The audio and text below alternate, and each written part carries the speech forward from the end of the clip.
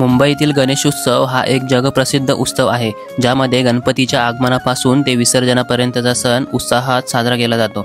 विसर्जनाच्या दिवशी होणाऱ्या मिरवणुका हा या उत्सवाचा सर्वात आकर्षक भाग असतो। आणि आज मी आलोय मुंबईतील गणपती बाप्पा विसर्जनाचा अनुभव घ्यायला। आणि आज एकामागे एक बरेच बाप्पा फुल जल्लोषात चालले होते। आणि जसा लालबागचा राजा आला तसा गर्दी आणि भाविकांचा जल्लोष आणखीनच वाढत गेला।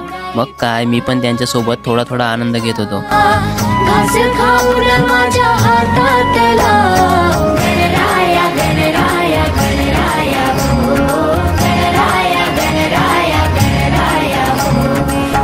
तर गुड मॉर्निंग मित्रांनो, आज आपण चाललोय लालबागच्या राजाचं विसर्जन बघायला। म्हणजे बरेच राजे आहेत, अजून लालबागचंच नाही, भरपूर राजे आहेत। परेलचा राजा वगैरे जे सगळे राजे जेवढे आज गणपतीत आले असेल तेवढ्याच आज आपल्याला विसर्जन बघायचे।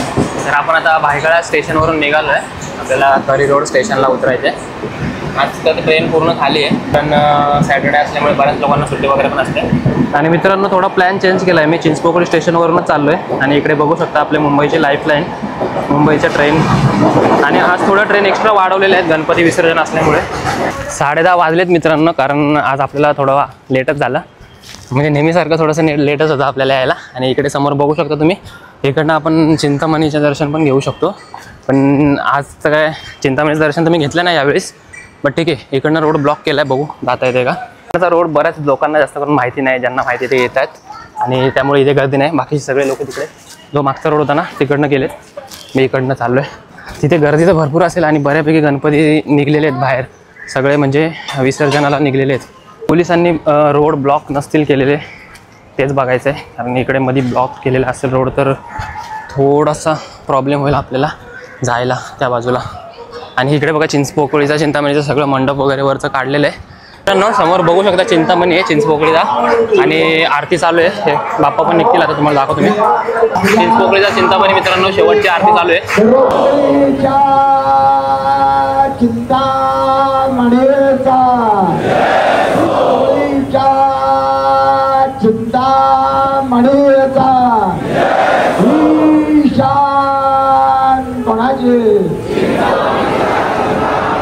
मित्रांनो, चिंचपोकळीचा चिंतामणी आपण बघितला तिकडे। आता थोडा पुढे जाऊ, दुसरे गणपती आपल्याला बघायचे अजून।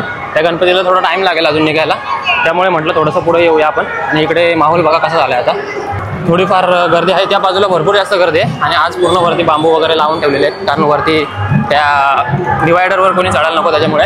मुंबईतील गणपती विसर्जन हा एक उत्साही आणि भक्तिपूर्ण कार्यक्रम आहे, आणि त्या दरम्यानच सुरक्षेच्या सर्व जबाबदाऱ्या ह्या मुंबई पोलिसांना पार पाडाव्या लागतात। आणि त्यामुळे जेव्हा मी लालबागला आलो तेव्हा इकडे आपल्या मुंबई पोलिसांचा बंदोबस्त एकदम जोरदार होता। आणि त्याबरोबरच इकडे श्रॉफ बिल्डिंग पुष्पवृष्टी उत्सव मंडळातर्फे येणाऱ्या जाणाऱ्या गणपती बाप्पांवरती पुष्पवृष्टी करण्यासाठीही त्यांची तयारी चालू होती। मित्रांनो, तेजूकायाचा राजा आला, तुम्हाला दाखवतो एक। आणि हा आहे तेजूकायाचा राजा, आणि त्यांच्यासोबतच मागे पुढे भरपूर बाप्पा येत होते। आणि मी इथला एका स्पॉटवरून येणारे जाणारे सर्व बाप्पा पाहत होतो आणि त्यांचे दर्शन घेत होतो। आणि आता तुम्ही फक्त इथला वाइब फील करा।